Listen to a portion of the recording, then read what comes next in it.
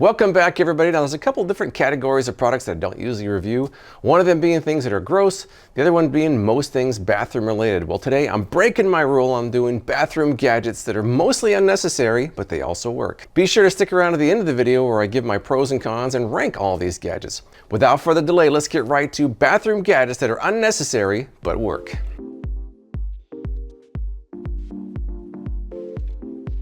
First up is this item that looks like an old school Polaroid camera. In fact, I had one of those when I was a kid, but this is not a camera.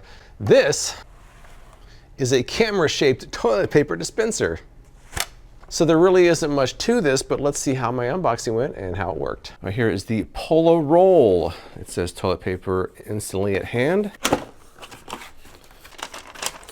Should be simple enough. We got some mounting options here. All right, and the star of the show is, it definitely looks and feels much cheaper in person than it does in the pictures. But that's not uncommon for Amazon. It almost looks kind of dirty in there. So we're looking at the instructions. It looks like you push these two tabs in right here, and then this back section comes off. You mount that to the wall, and this can come off easily so you can replace your toilet paper. Let's see how it goes. I was going to replace this toilet roll holder with it just to see how it works, but then I realized the screws don't really line up, so I'd have to put new screws in there, and I'm not sure I'm going to keep it, so I don't think I'm going to put it here after all, because I don't want to put holes there if it's not staying. So I guess I got to find somewhere else. All right, so this is really the only place I had to put it. This bathroom has this wall available, so that's where it's going to go. It should work though. So it's mounted on there, no problem. So really all you have to do is take the camera part itself and just snap it on. And that is already looking pretty cool. It's like a Polaroid camera sticking right out of the wall. Very cool. A couple tabs here you push on the side where it just lifts off. Now on the inside, there's a tab on each side right there, and that's where the toilet paper roll will snap into. And these tabs are not easy to find. I wish they were a little bit deeper, but that is what it is. So now I've got the roll in there, but this is empty. We got to put something on there. All right, the toilet paper is snapped into place in the camera. With the double rolls, you kind of have to finagle it. I actually have to tilt it back so it can clear that top right there and then go over. So the double rolls do work, but it takes a little bit finagling to get through there. Now we have to feed it through the front of the camera. And there we have it, pretty simple. That is pretty cool, I have to admit. I was worried that pulling, it wasn't gonna break off, but it doesn't seem to be a problem. So you hold on to it, pull some toilet paper, no problem.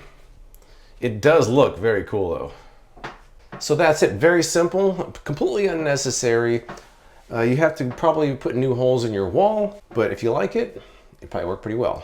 All right, the next item, this is actually something I've been using for over a year now. This is not something I actually bought for this video. It was actually given to me as a gift. And if I'm not mistaken, this particular model may not be sold anymore, but they have a newer version than this. This is the Rozia Pro 6-in-1 grooming kit, but to me, it looks like the skull shaver. But this one actually has a skull on it. You'll have to excuse me if I refer to this as the skull shaver during this video, because I've been calling it the skull shaver ever since I got it. Now, the skull shaver is a different item, but this one, the fact that it has a skull on it and it shaves your head seems like it's a good name for it. So if I do refer to it as a skull shaver, just know that the skull shaver is a different product. That's just my nickname for this product. All right, so even though I've been using this for a year, I kind of put everything back in the box so you can see what the unboxing would have looked like if it was brand new. This costs $40 at the time. I think the newer model is actually $40 as well, and it's upgraded. So it seems like the price point has not changed much. So this is the shaver itself. It actually comes with this cover on it. It has 5 heads. Press the button right here, and it turns on. And the eyes glow blue. When it's charging, they glow red. So in here are all the attachments, which I can't say I use that much. These can swap out with this. You just pull this off, add your attachments. They've got a body hair trimmer. I usually use the Philips One Blade, which is superior to this, so I don't use that. This is a facial cleansing brush, haven't used much. This is a sideburn trimmer. Also, I use my Philips One Blade instead of that. This is a nose and ear trimmer. I have used this one. You have a cable, and then you have a few other random attachments. But the star of the show itself is the shaver that looks like a skull. I'm going to try not to refer to a skull shaver, but if I do, you have to excuse me on that.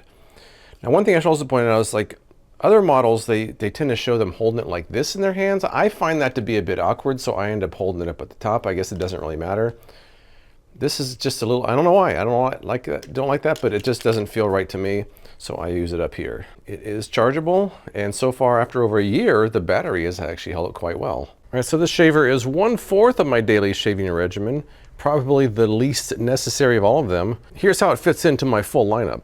First up, I use this wall shaver, and this is one I use basically just to take the volume off my beard. Basically, I just trim my beard to, I use a level 2 attachment to get my beard nice and short. Then next up, I use the Philips One Blade. And this is what I use for the edges. Very precise, right here. Sometimes over my sideburns. I've had this since 2017, it works very well. So then I head in the shower and I use my Gillette Fusion 5. This is the one I shave my head with. I do it by touch. I don't even look in the mirror. I just push some shaving cream on there and I just follow my fingers and I can kind of feel where any spots are at. Works quite well. That's where the skull shaver comes in, because say I get out of the shower and I realize I missed a spot, or in between showers if I want to touch it up, that's what the skull shaver is good for. And it just looks very cool. It's like my face. You can see it kind of contours the head. It's really good for the back of the head too. It doesn't get as close as the Gillette does, but it's good for in between showers and touching up spots I miss. So that's number 4 of my 4-part shaving regimen. It seems like a lot, but it's what I've come up with over the years. It works for me. It's by far the coolest looking of all my gadgets. And it does work pretty well. Let me show you, I'm gonna take off some arm hair right here. That's right, I'm not afraid to lose some arm hair for this. Here we go.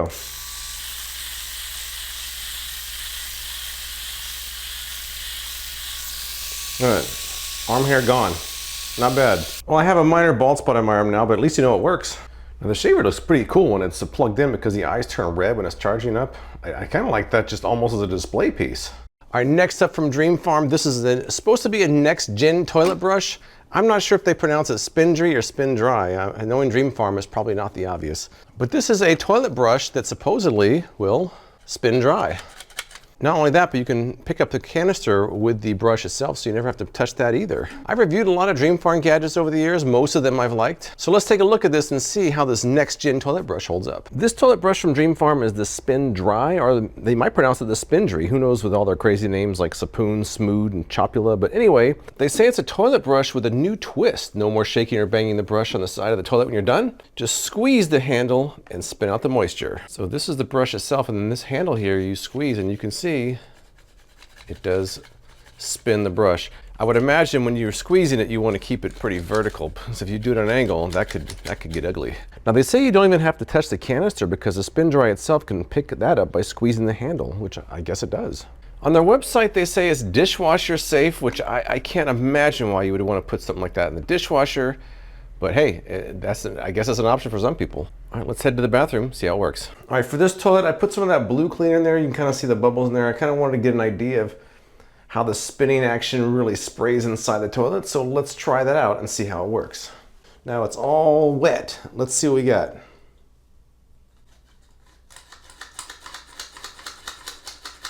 right, it's kind of hard to tell, but it is spraying the inside of the toilet a little bit.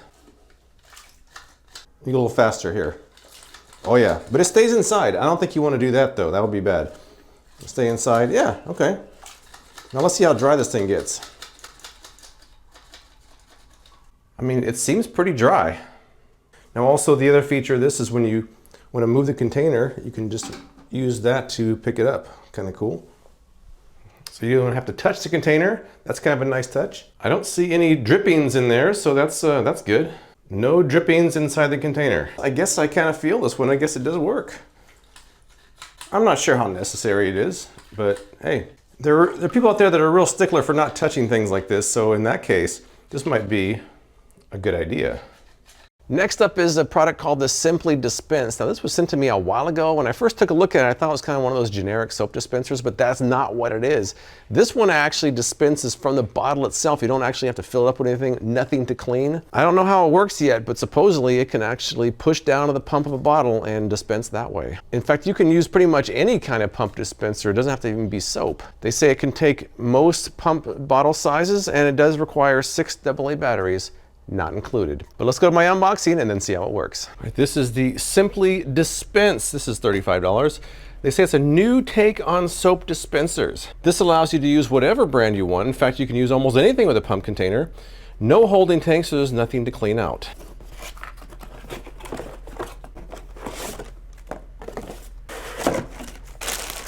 They say it can be adjusted to adapt to most bottle sizes. Well, this looks like a lot, but maybe it's not as much as the instructions look like. We'll read this over and then get started. Let's see how this dispenser works, shall we? Now, one of the instructions in here are the key components here. You have a motion sensor right here. This is the on-off switch. Back here, they call this the volume control. And I was thinking, what is that for a sound? But no, the volume, I'm talking about volume as in amount, not volume as in loudness. Turning this knob can actually control how much volume comes out. Down here, this will adjust the height so you can get it to the right dispenser size. In here are the batteries, which I'll go over a little bit because the batteries were not fun to put in there. But let's get started and see how it works. Now I'm going to turn this switch on and show you what happens. So when you activate it, that pushes it down. And this volume control will actually just determine how far down it goes. That's all the way up. It's all the way down. Simple enough. All right, so let me put this hand sanitizer in here. I gotta turn the knob in the back. I'll align these two and lock it back in place. Now I have it on the lowest volume of sanitizer to come out, so let's see what happens. Oh, we got some. We got some. I'm well sanitized. All right, so that was the lowest volume. Let's try the highest volume now. Crank this all the way up and see what happens. Oh wow, that's a lot of sanitizer. I don't think I need all that, but I guess I'm just gonna be nice and clean today. Right, here's a closer look. That was just a little bit. It's kind of a strange device, but so far so good. Let's try another one. All right, so this one I have to adjust a little bit. I'm gonna go kind of in the middle on this volume here. Instead of all the way down, all the way up, go right in the center. Oh, I didn't mean to do that. Well, we just had our first misfire. Right? It was trying to adjust something on the bottle, and it just dispensed it onto my table. Oh well. At least it's soap. Let's try that one more time. Very nice. I was wondering if I could do a really big bottle like this, this moisturizer, but look, it's not gonna fit. There is a height limit. I'm not sure what that exact height limit is, but this seems to exceed that height limit, so that one's gonna be a no-go. This is like a face cream with a different kind of pump action here, so let's see what happens with that.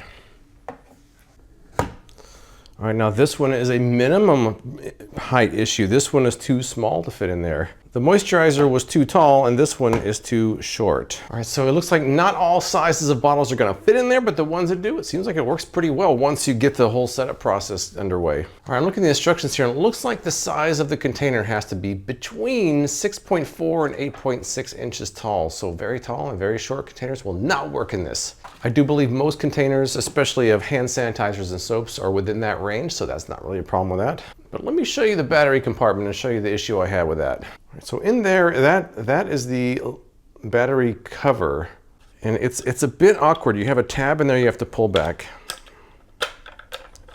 And then there's my 6 batteries.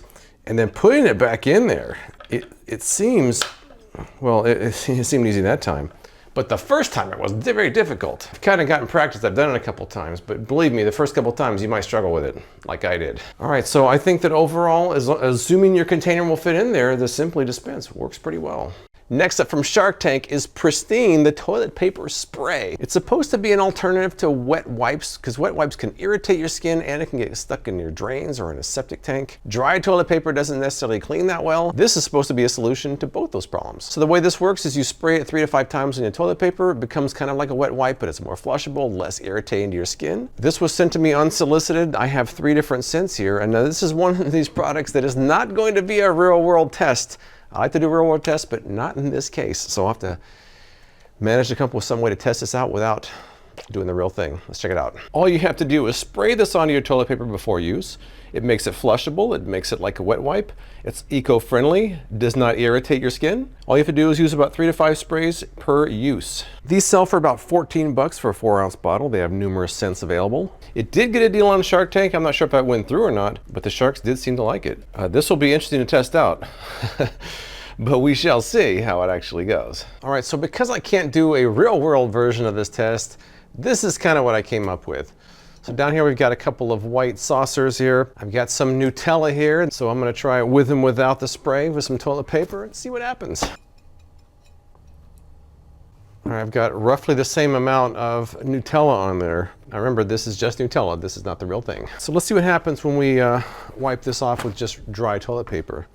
My question to you as I'm doing this is, are you more of a crumpler or more of a folder? Because there's 2 schools of thought on toilet paper. Some people like to fold, some people like to crumple. I don't know if there's a right or a wrong way of doing it, but this is what we got. Okay, so normally here's what we usually got. Dry toilet paper, and I had to press kind of hard for that too. To kind of just wipe it off. Not terrible. Now also, your skin probably isn't quite as smooth as this. Is just a very loose demonstration of what it actually can do. Now I've got the coconut amber Pristine spray here. It just comes out in a very light mist. Oh, it smells nice. Now we have this Nutella, very messy. Let's see what we got.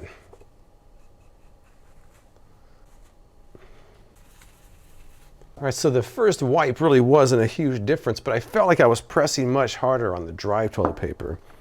Maybe these plates aren't as accurate as I wanted. Let's try something else. I got another idea here. This is plan B. I'm going right on the arm, that's right. All right, dry toilet paper. Ugh. Oh, that came off. It came off pretty nicely, but again, I pressed pretty hard on that. Let's try some more Nutella here. Oops, on my hand. Like Bill Murray and Caddyshack. It's not so bad. All right, let me spray this now. Very pleasant smelling. All right, here we go. All right, pretty good. I just got Nutella on my table. All right, let me try the other scents here. This is the cooling peppermint. It smells exactly like you'd expect it to. It smells like peppermint. All right, the rustic, I can't quite place that scent. I guess, you know what it smells like? It smells like cloves. That smells like cloves to me. Not bad though. And let me spray these on my skin, see if it irritates me. All right, it's been on about 5 minutes. It didn't irritate my skin. I should point out, I've used something similar to this, and that one was a gel. The only problem with the gel is that when you put it on the toilet paper, it kind of just falls in one big glob, and it doesn't really have the coverage that this one does. This is better because it's a spray, so I do like that. But I will say that it does seem to work pretty well. It doesn't seem like it irritated my skin. My skin's very sensitive to this kind of thing, so as far as I can tell, the Pristine toilet paper spray does work. Normally at the end of my videos, I give pros and cons. Well, I'm relabeling them. Pros would be why they work, and cons, why they're unnecessary. I'm going to rank them from most unnecessary to least unnecessary. Let's get started with number 5. The most unnecessary of the bunch, in my opinion, would be the Polaroid toilet paper dispenser. It's probably unnecessary because it's much more difficult to install than a regular toilet paper dispenser is. It's totally unnecessary, but it does work. And it's kind of an interesting conversation piece. I mean, it's not gonna go in every bathroom, but if you have a game room or a man cave, something interesting, it might have a place for there. I think this might be the most popular of the bunch, even though it's the most unnecessary. I would say number 4, the second most unnecessary would be the Pristine toilet paper spray. Now, the reason I say it's unnecessary is because there's other options out there. Some people have bidets or bidet attachments to the toilets. You could also just get a cheap spray bottle like this and fill it with water, and you've moistened your toilet paper for almost no cost whatsoever. On the other hand, maybe the ingredients in here are less irritating to your skin than water is. I don't really know. But if you have sensitive skin and a sensitive sewer system, maybe this is something for you. I think some people like it, but it's not for everybody. I say right in the middle of the pack would be the Simply Dispense. The reason this would be unnecessary is because a lot of people don't have a problem just touching the bottle themselves, especially if they're cleaning their hands anyways. Not to mention it doesn't hold all bottle types. On the other hand, it does hold most common bottle types. And for those who want a purely non-touch experience and don't have to clean it, this is actually a pretty good option. Number 2 would be the Spin Dry, and the reason it's unnecessary is because I think most people don't have a problem tapping or shaking or even spinning a cheap toilet brush, and this is 35 bucks. But it is useful because it doesn't drip into the canister. In fact, you don't have to touch the canister at all. I think people who are germaphobes would probably really want something like this despite the high cost. So I'd say number 1, which I would say is the least unnecessary of the bunch, would be the shaver. It is somewhat unnecessary to me because I have a lot of other shaving options out there, and it's not really the closest shave out there. I really use it only for touch-ups, and my cartridge razors are much closer than this. But it is useful because if you're not worried about the closest shave, you just want kind of a quick trim on your head, it's good for that. The battery holds a nice long charge. The eyes glow when it's in use or charging. I just think it looks really cool. Well, that's it. This was a fun collection, but if you've used any of these gadgets, tell me what you think in the comments below. I appreciate you watching, and I'll see you next time.